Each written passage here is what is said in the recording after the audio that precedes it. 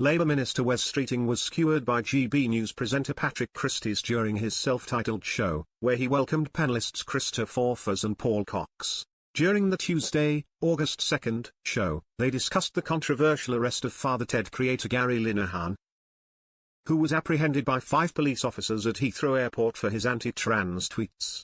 In the wake of the arrest, a free show row has erupted, in which Patrick exposed Streeting's past tweets. As they addressed the headlines, Foufas deemed the arrest absolutely insane, and added, "Is 5 police officers with guns proportionate? I would suggest maybe not."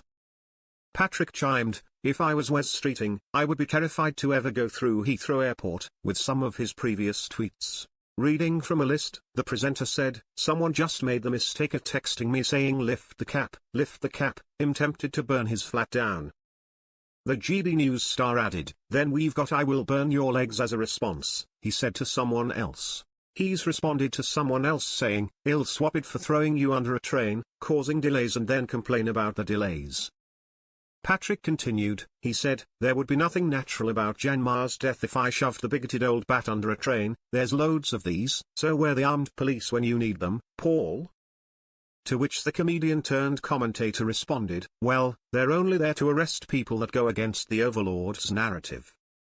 If you're angry, Patrick, then join me in this, because I am really getting to a point now, with regard to this free speech issue, particularly against the backdrop of this especially repugnant Labour cabinet." Paul continued, "I can't feel anything other than emotion of anger now. I think there are very, very, very few cases in which anybody should be spoken to about a tweet. If you're writing it in jest or even if you're writing it in anger, I think you should be allowed to express yourself as you wish. Nobody should be protected from being offended in any way. Nobody has the right not to be offended, and the idea of free speech, particularly on a platform like Elon Musk's X. It's a marketplace for people to share everything that's going on in their head, and I'd much rather know what people have to think and say, irrespective of what's gone on recently. I'd much rather know what people think and say," the comedian concluded. In the past, Graham has aired his controversial views about trans issues on social media and returned to his Substack blog to disclose the details of his arrest. The 57-year-old claimed police officers said that he had been arrested over 3 tweets he posted in April, including one where he called for transgender women to be punched in the balls if they refused to leave a woman-only space.